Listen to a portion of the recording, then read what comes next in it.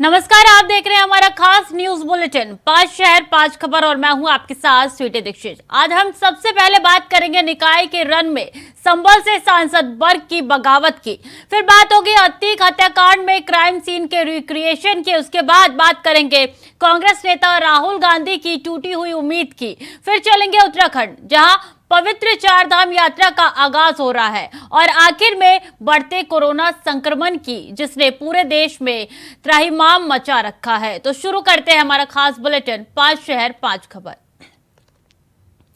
UP के संभल से सपा सांसद डॉक्टर शफीकुर रहमान बर्क ने बगावत शुरू कर दी है। उन्होंने अपनी पार्टी के प्रत्याशी के मुकाबले निर्दलीय प्रत्याशी के समर्थन का ऐलान कर दिया है। पार्टी ने यहां से रुखसाना इकबाल को सपा का टिकट दिया है। बर्ग ने उनके मुकाबले यासीन सैफी की पत्नी और निर्दलीय प्रत्याशी फरहान सैफी का समर्थन किया है। सपा ने अपने विधायक इकबाल महमूद की पत्नी को प्रत्याशी बनाया है, जिसका बर्ग विरोध कर रहे हैं।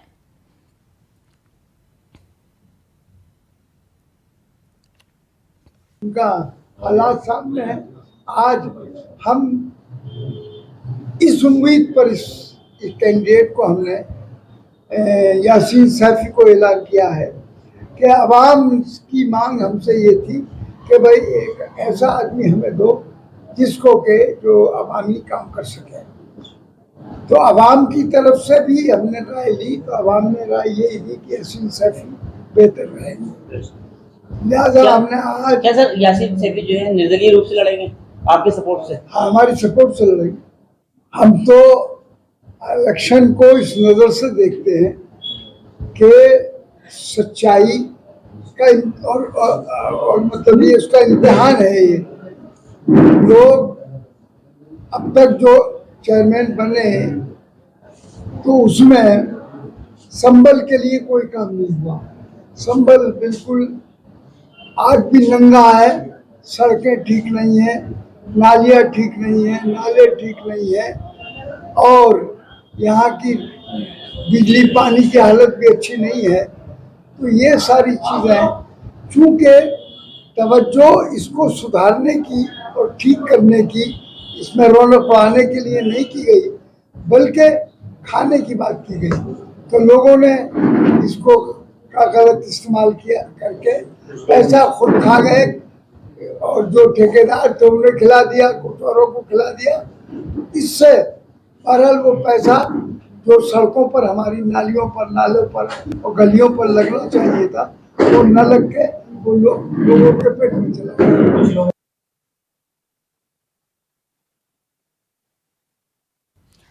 तो बर्ग की बगावत देखने को मिल रही है संभल से, क्योंकि उन्होंने अब निर्दलीय प्रत्याशी को समर्थन करने का ऐलान कर दिया है। इसके साथ तमाम बातें प्रेस कॉन्फ्रेंस करके उनके जरिए रखी गई। उनके पोते भी इसमें नजर आ रहे हैं प्रेस कॉन्फ्रेंस में। और देखिए किस तरीके से अब समाजवादी पार्टी के अंदर ही बगावती तेवर देखने को मिल रहे हैं। अब किस तरीके से बर्ग को मनाएंगे समाजवादी पार्टी के तमाम नेता, ये देखने वाली बात होगी। इसी के साथ ज्यादा जानकारी के साथ सतीश सिंह जुड़ चुके हैं। सतीश, सबसे पहले तो ये देखिए कि किस तरीके से नगर निकाय चुनाव से पहले बगावती तेवर समाजवादी पार्टी के अंदर देखने को मिल रहे हैं। नगर निकाय का चुनाव है। चुनाव के दौरान देखिए बीजेपी बीएसपी की सपा की बात की जाए तो सपा में देखिए बगावत उतर आई है और यहाँ के सांसद शफीकुर रहमान बर्क हमेशा भी चर्चित रहते हैं। और वो जो इकबाल महमूद की हैं यहाँ के विधायक, उनकी जो पत्नी है, उन्हें जो टिकट हुआ था पार्टी ने उन्हें जो है टिकट घोषित कर दिया गया था। तो अब देखने वाली बात है कि जो है वो जो है उनका कहना है शफीकुर रहमान बर्क के हम इन्हें समर्थन नहीं करेंगे, एक निर्दलीय प्रत्याशी मैदान में उतार दिया गया है और वो कह रहे हैं कि जो हम इसे टिकट चुनाव लड़ाएंगे। तो सवाल पड़ता है कि इनकी आपस में कुछ लंबे समय से ही इनके दोनों पार्टी में रहते हैं और आपस में दोनों बनती नहीं है। सांसद जो है, इनका सांसद का ये भी कहना है कि जिस तरीके से संभल में नगर निगम के चुनाव की बात की जाए तो इन्होंने कुछ कार्य नहीं कराए हैं। पिछली बार भी कोई कार्य नहीं हुआ। नाली की बात की जाए, नाली की भी ऐसी गंदगी है। सड़कों की बात की जाए, सड़कें भी टूटी फूटी हैं। और कचरे की बात की जाए तो गंदगी का वंफार रहता है, क्योंकि वो मुस्लिम क्षेत्र है और वहाँ पर जो है लगातार गंदगी के वंफार रहता है, वहाँ सफाई भी नहीं होती है। तो इसी को लेकर के जो है ये निर्दलीय पार्टी का चुनाव लड़ाने की बात कर रहे हैं। और बात की जाए तो यहाँ में इन्होंने एक कॉन्फ्रेंस मीटिंग करी थी और कॉन्फ्रेंस मीटिंग के दौरान इन्होंने ये भी बोला गया था कि जो है कि हमसे यहाँ के इकबाल महमूद है, उनकी पत्नी को जो प्रत्याशी घोषित पार्टी ने किया गया है तो उन्हें हम चुनाव नहीं लड़ाएंगे, एक निर्दलीय पार्टी के लिए समर्थन कर रहे हैं। अब देखने वाला होगा कि जिस तरह से पार्टी को घमासान बचा हुआ है कि लगातार अब जो है पार्टी किस तरीके से इन्हें मनाती है और यह किस तरह से समर्थन किसे करते हैं। जी तो देखिए सतीश, किस तरीके से शफीकुर रहमान बर्क की ये बगावती तेवर जो है वो समाजवादी पार्टी के लिए कितनी हानिकारक साबित हो सकती है? देखिए मैं बता दूं, जिस प्रकार समाजवादी पार्टी में तेवर दिखाई दे रहे हैं इनके, और जिस प्रकार सांसद हैं और सांसद इनके पास काफी संख्या में इनके समर्थक भी रहते हैं, तो उनका सीधा सीधा वो दिखाई देता है कि ये इनका वोट बैंक बैलेंस अच्छा वाला है। तो वो इसलिए उन्होंने जो निर्दलीय के चुनाव लड़ाने की बात की जा रही है। और आप देखना होगा कि इनकी एक आपस में मीटिंग भी जो बात की जा रही है और सपा कई जो अधिकारी हैं, जो सपा के जो यहाँ के मंत्री हैं और जो कार्यकर्ता हैं, तो आपस में इनका विवाद के सुलझाने की बात की जा रही है। तो लेकिन अब ये लंबे समय से इनमें विवाद तो लंबे समय से आ रहा कि उनके ये नहीं चाहते कि यहाँ के जो विधायक इकबाल महमूद है ये बने, और वो विधायक चाहते हैं कि जो संबल सांसद है शफीकुर रहमान बर्क ये यहाँ से सांसद बने। तो जो आपस में एक दूसरे में इनमें खट्टास तो लंबे समय से रहती है। अब बात समर्थन की आती है तो देखना होगा कि समाजवादी पार्टी के कितने नेता इसे एकजुट कर पाते हैं। जी बहुत बहुत शुक्रिया सतीश तमाम जानकारियों के लिए। आगे बढ़ेंगे। डॉन अतीक अहमद और उसके भाई अशरफ की हत्या मामले में एसआईटी जांच में जुट चुकी है। तीनों हत्यारों से लगातार पूछताछ की जा रही है। अतीक की हत्या के बाद खड़े हुए सवालों के जवाब को तलाशने के लिए एफएसएल टीम ने क्राइम सीन का रिक्रिएशन किया। पुलिस ने तीनों शूटरों को लेकर घटनास्थल कॉल्विन अस्पताल में क्राइम सीन रिक्रिएट किया। सीन रिक्रिएशन से पहले मौके वारदात पर सुरक्षा के पुख्ता इंतजाम किए गए। कॉल्विन हॉस्पिटल में भारी पुलिस बल की तैनाती दिखी। इस दौरान मौके वारदात की वीडियोग्राफी भी करवाई गई।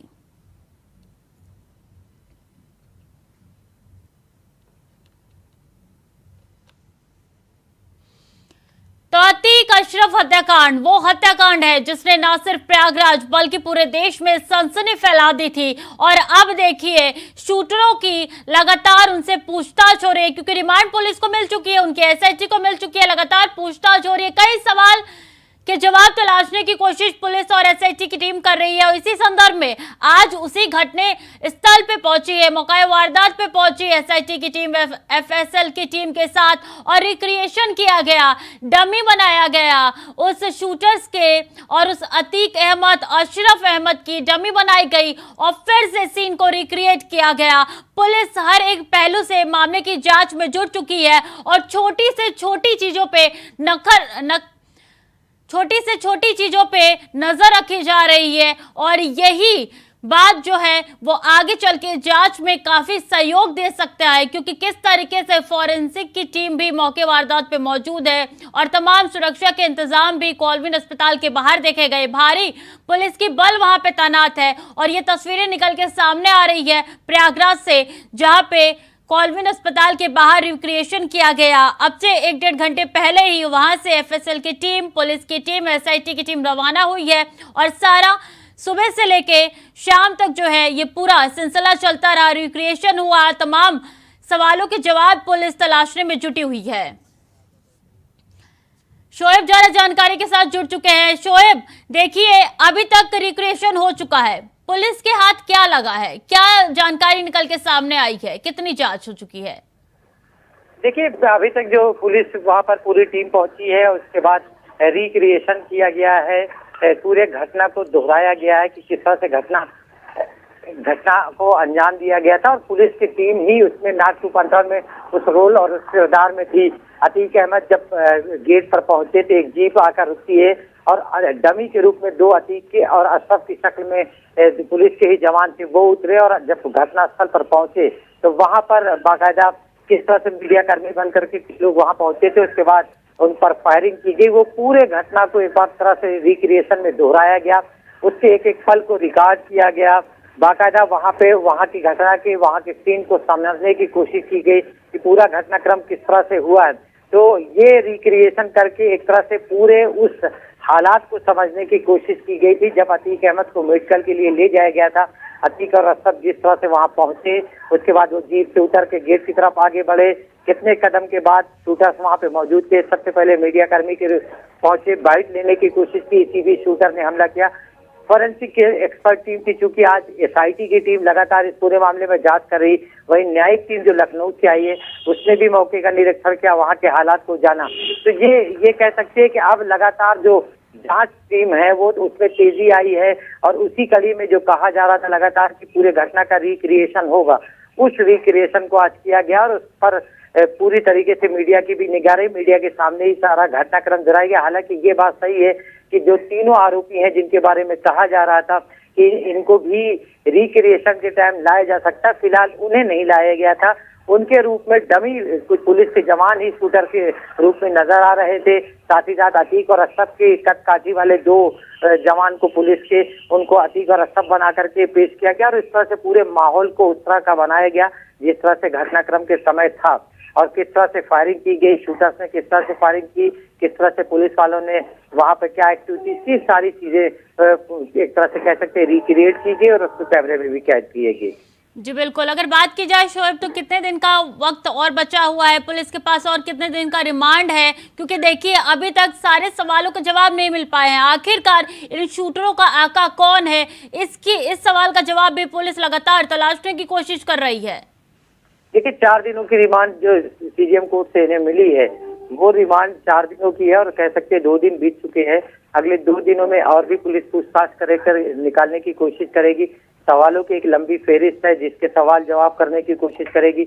वही एसआईटी और जो न्यायिक टीम है उसने भी जांच शुरू कर दिया है। हालांकि न्यायिक टीम 2 महीने में अपनी रिपोर्ट पेश करेगी। तो जो एसआईटी की टीम है वो लगातार अब जांच कर रही है, उसको समझने की कोशिश कर रही है, और खास तौर से जो शूटर्स उनकी रिमांड पर हैं उनसे भी पूछताछ कर रही, क्योंकि अब उनके पास समय कम बचा है। इस बीच में न सिर्फ उन तमाम सवालों की जो चर्चा में है कि किस वजह से हत्या की गई, हत्या के पीछे मकसद क्या है, वेपन्स कहाँ से आए, कैसे ये यहाँ पर पहुंचे, इनको इस घटना के वक्त की जानकारी कैसे मिली, कैसी किस वक्त मेडिकल करने के लिए आया, इनके साथ और कौन लोग हैं, ये सारे सवाल है जिसके जवाब ढूंढने की कोशिश कर रही है। जी बिल्कुल, काफी सवाल है जो ढूंढने की कोशिश कर रही है एसआईटी पुलिस। बहुत बहुत धन्यवाद शोएब तमाम जानकारियों के लिए। तो काफी सवाल बाकी है जिनको ढूंढने की कोशिश लगातार की जा रही है, और आज रिक्रिएशन भी हुआ उसी जगह का। वक्त हो चला छोटे से ब्रेक का, जल्द लौटेंगे। ब्रेक के बाद एक बार फिर से स्वागत है आपका। खबरों में आगे बढ़ेंगे। गुजरात की सूरत कोर्ट ने कांग्रेस नेता राहुल गांधी की मानहानि मामले में दोष सिद्धि पर रोक की अपील खारिज कर दी है।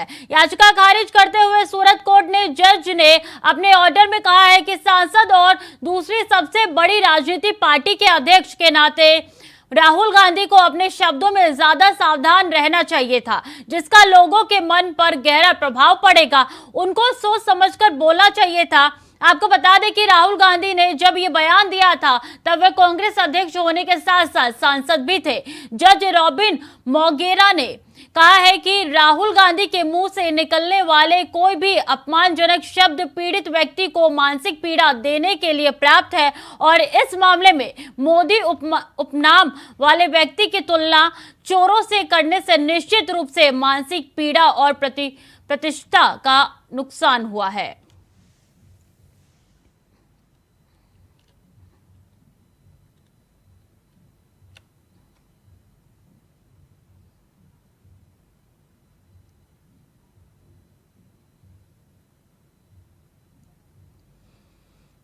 ज्यादा जानकारी के साथ दिनकर आनंद जुड़ चुके हैं। दिनकर, देखिए याचिका खारिज हो गई है, इसी के साथ कोर्ट में जज की तरफ से क्या कुछ कहा गया है?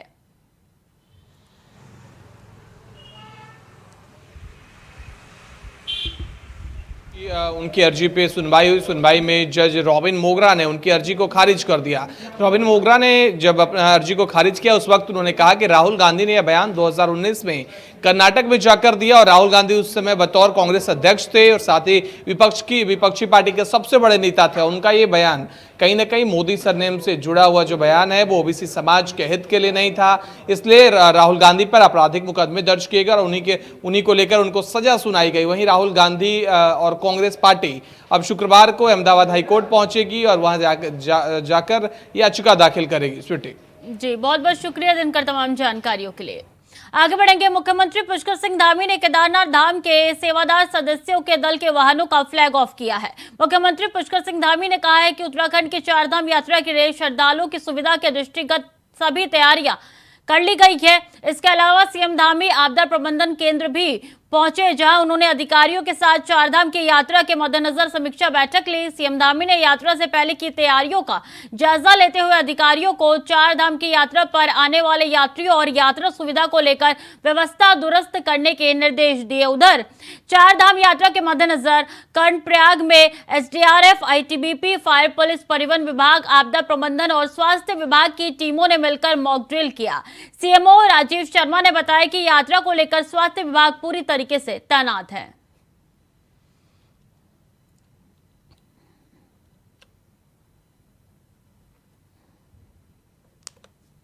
हमने सभी 7 जनपदों में लगभग 16 इंसिडेंट्स क्रिएट किए थे, जिसमें भूस्खलन था, भूकंप भी हमने रिक्टर स्केल पे 6.8 के मैग्नीट्यूड का दिखाया था। साथ ही साथ बाढ़ की स्थिति हरिद्वार में थी। रोड ये बस एक्सीडेंट भी हुआ था, बस हमारी नदी में गिरी थी और स्टैम्पीड की घटना भी हमने इसमें की थी, क्योंकि जहां हमारे ट्रेकिंग रूट्स हैं, जैसे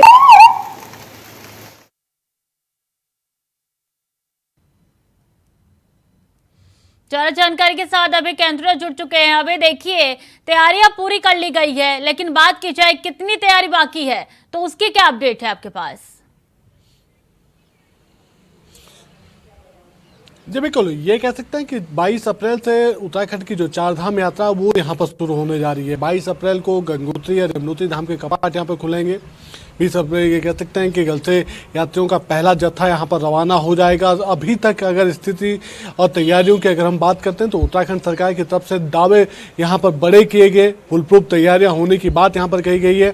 उसके लिए बाकायदा पिछले दिनों ये कह सकते हैं कि मुख्य सचिव की अध्यक्षता में एक कमेटी का गठन भी यहाँ पर किया गया था। मुख्य सचिव लगातार चारधाम यात्रा की तैयारियों की समीक्षा यहाँ पर कर रहे थे, अधिकारियों की जिम्मेदारी यहाँ पर तय कर रहे थे। इसके अलावा ये समझा जा सकता है कि जब 22 अप्रैल से यात्रा शुरू होगी तो धरातल पर कितना असर उसका देखने को मिलेगा, यात्रियों को कितनी सुविधाएं मिल पाएंगी, ये तो आने वाला वक्त यहाँ पर बता पाएगा। लेकिन सरकार की तरफ से दावे यहाँ पर बड़े किए गए और यात्रियों को भरोसा दिलाने का काम सरकार की तरफ से दिया गया है कि वो उत्तराखंड जब आएंगे उन्हें सुरक्षित यात्रा का मैसेज यहाँ पर रहेगा, उनकी यात्रा सुरक्षित होगी, सुगम होगी और उत्तराखंड का जो अतिथि देव जो सत्कार का जो भाव है वो भाव उनके मनों में बैठने का काम यहाँ पर करेगा। सरकार की तरफ से यात्रा मार्गों पर अलग अलग पड़ावों पर उनके लिए बेहतर सुविधाएं उपलब्ध कराने का काम किया गया, चाहे स्वास्थ्य का क्षेत्र हो या फिर यात्रा से जुड़ी जानकारियों का क्षेत्र हो, उन सभी को लेकर सरकार की तरफ से यात्रियों को पूरी गाइडलाइन यहाँ पर दी जाएगी।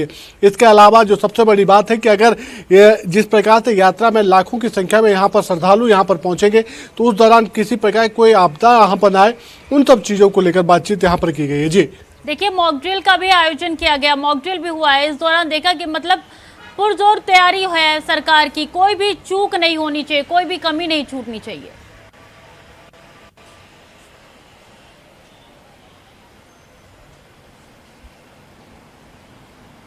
अबे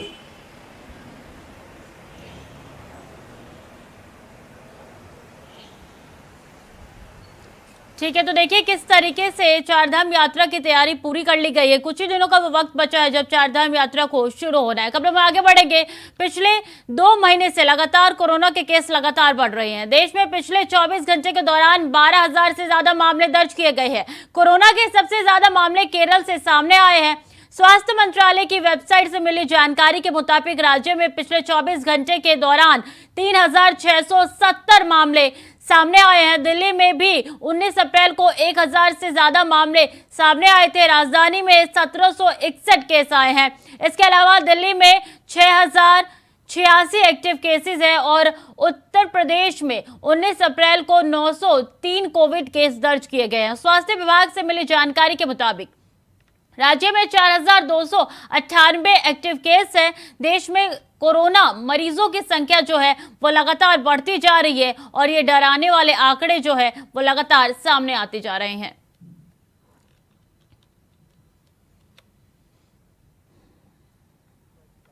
ज्यादा जानकारी के साथ नितिन जुड़ चुके हैं। नितिन, देखिए ये आंकड़े वाकई में काफी डराने वाले हैं।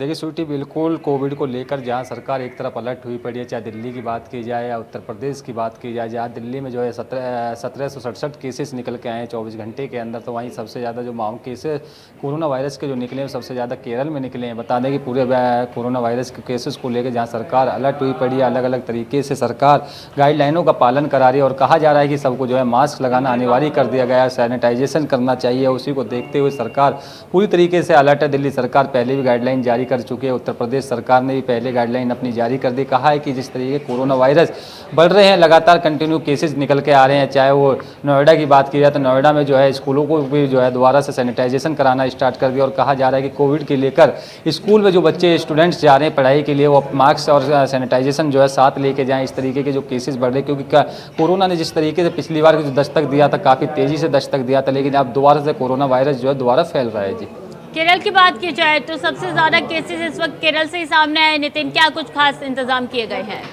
देखिए केरल की बात की जाए तो केरल ने स्वास्थ्य विभाग की वेबसाइट ने जो जारी किया था, केरल में सबसे ज़्यादा कोरोना वायरस के मरीज मिले हैं, जो लोग हैं उनको जो मिलने की संभावना बताई है। केरल में भी जो है गाइडलाइंस का पालन करने की बात कर दी है। वहाँ पर जो लोग हैं उनसे साफ तौर पर कहा है कि वो डरे ना, सरकार पूरी तरीके से चौक-चौबंद इंतजाम यहाँ पर कर देंगे कोरोना वायरस को देखते हुए। जिस तरीके से पहले लोग डर रहे थे कि इसकी जो मेडिसिन नहीं है, जो वैक्सीन लगाने की बात यहाँ कह रहे थे कि वैक्सीन अभी तक नहीं बनी है कोरोना वायरस को लेकर, तो कोरोना वायरस की जो वैक्सीन है वो लगातार बन गई है। तो उसको लगते हुए जो है सरकार ने कहा कि इस तरीके की जो घटना हो रही है कोरोना वायरस को लेकर लोग डरे हुए हैं, काफ़ी गंभीरता से डर रहे हैं। लोगों से उनसे अपील कर रही है सरकार की आखिरकार लोग डरे ना, अपने घरों में स्वस्थ रहे, सही तरीके से रहे, लोगों से जो 2 गज की दूरी है उसे बनाए रखें, मास्क अनिवार्य कर दिया, सैनिटाइजेशन दोबारा से अनिवार्य कर दिया गया कि जहाँ 4 से 5 लोग खड़े रहे उनके साथ में ना खड़े हो, अलग अलग तरीके से मास्क जो है मार्केट में निकल रहे हो तो मास्क पहनकर ही निकले, साथ ही अपने हाथ में सैनिटाइजेशन कराएं। और जिस तरीके से कोरोना वायरस से लोग डरे हुए हैं, अपने घरों में दस्तक दोबारा से कोरोना वायरस ने दिया, तो उसी को देखते हुए लोग काफ़ी डरे हुए। तो सरकार लोगों से अपील भी कर रही है कि इस तरीके के मामलों से डरे ना, सरकार पूरी तरीके से अलर्ट है। जहां सरकार अलर्ट गाइडलाइन भी जारी कर चुके हैं, सभी भीड़ वाले इलाकों में सैनिटाइजेशन जो है दोबारा करा दिया जा रहा है और उसी को देखते लोग काफ़ी डरे हुए हैं कोरोना वायरस। उत्तर प्रदेश की बात की जाए नितिन, तो देखिए उत्तर प्रदेश में अब तमाम त्योहारों को लेकर, ईद हो गया या आने वाले आगामी त्योहार को लेकर एडवाइजरी जारी कर दी गई है। देखिए बिल्कुल स्वीटी, उत्तर प्रदेश की बात की जाए तो उत्तर प्रदेश में कोरोना वायरस को लेकर एडवाइजर भी जारी कर दी। ईद का त्यौहार है जहां लोग काफ़ी धूमधाम से मुस्लिम समुदाय के लोग मनाते हैं, उसको देखते हुए पहले ही गाइडलाइन उत्तर प्रदेश में जारी कर दी। कहा है कि घर से निकले तो मास्क लगाएं और भीड़ वाले इलाकों में ना जाएं। जो जैसे लोग निकलते हैं, ईद का त्यौहार है, मार्केट वगैरह करने के लिए निकलते हैं, तो वहाँ पर भी सैनिटाइजेशन का जो व्यवस्था है वो करा दी गई है सरकार के द्वारा। और कहा जा रहा है कि जो अलग अलग जिले के अधिकारी हैं उन जिला अधिकारियों को, डीएमओ को, सभी को जो है नोटिस दिया गया है कि जिस कोरोना वायरस के केसेस को बढ़ते हुए सभी ने अपने तरफ से गाइडलाइंस जारी कर दिए। उसमें मास्क, सैनिटाइजेशन और तमाम तरीके की जो चीज़ें चल रही थी, लोग काफ़ी डरे हुए थे पहले भी, क्योंकि कोरोना वायरस जब पिछली बार दस्तक दिया तो काफ़ी तेज़ी से लोग डर रहे थे कि आखिरकार इसकी वैक्सीनेशन नहीं हुई है। जिस लोगों ने वैक्सीनेशन लगवाई है तो वही कोरोना से जो है दस्तक दे रहे थे। लेकिन पहले जब लोगों की कहना था कि आखिरकार कोरोना से किस तरीके से बचा जाए, किस तरीके से बचाव किया जाए, सरकार ने पहले ही हॉस्पिटलों को बंदोबस्त कर दिया गया, अलग अलग तरीके से जो बेड्स हैं वो दोबारा से मुहैया करा दिए गए और सरकार की तरफ से भी गाइडलाइन में यही कहा गया है कि लोग डरे ना। इस तरीके की घटनाओं को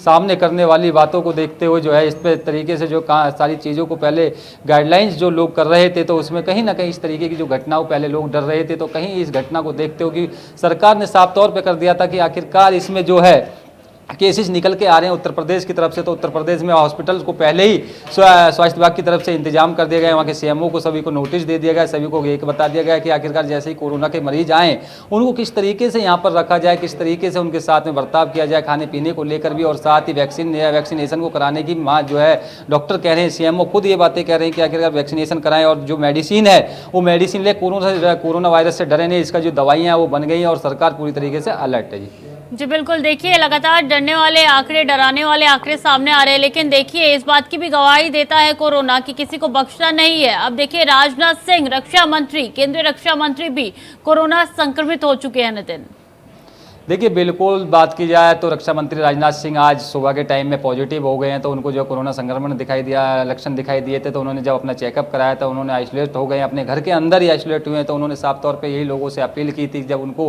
कोरोना के जो संक्रमण थे जो उन लोगों से मिले थे, उन्होंने साफ तौर पर कहा था कि जो लोग मेरे संपर्क में आए हैं वो लोग भी जो है अपना जो है क्वारंटीन कर लें, अपने घरों में जो है सैनिटाइजेशन इस तरीके के सैनिटाइजेशन कराएं और साथ ही अपने घरों से ना निकले। जिस तरीके से लोगों को साफ तौर पर उन्होंने जो है दिशा निर्देश भी दिए कि आखिरकार सरकार पूरी तरीके से इस पर अलर्ट और लोगों को चिंतित करने की जरूरत नहीं है। इस पर सरकार ने साफ तौर पे कह दिया, सभी सीएमओ और जो हॉस्पिटल्स हैं उनको सैनिटाइजेशन करा दिया गया है कोविड को देखते हुए कि कोविड के जो केस बढ़ रहे हैं उन लोगों को किस तरीके से रखा जाएगा। तो उसमें जो बेड्स वगैरह का इंतजाम कर दिया, क्योंकि पिछली बार की बात की जाए तो पिछली बार लोगों को इतने सोचना पड़ रहा था उस समय कि हॉस्पिटल्स के अंदर जो बेड्स और जो ऑक्सीजन को लेवल जो घट रहे थे, ऑक्सीजन वगैरह को देखते जी बिल्कुल, काफी डराने वाले केसेस निकल के सामने आ रहे। क्या राजधानी, क्या केरल, क्या उत्तर प्रदेश, हर जगह सिर्फ यही त्राहिमाम मचा हुआ है कोरोना को लेकर। बहुत बहुत धन्यवाद देते हैं तमाम जानकारियों के लिए। तो देखिए किस तरीके से कोरोना लगातार पांव पसारता जा रहा है, किसी को नहीं बख्श रहा। आज सुबह केंद्रीय मंत्री, रक्षा मंत्री राजनाथ सिंह भी कोरोना पॉजिटिव हो चुके हैं, जो कि काफी चिंताजनक का विषय है। और इस तरीके से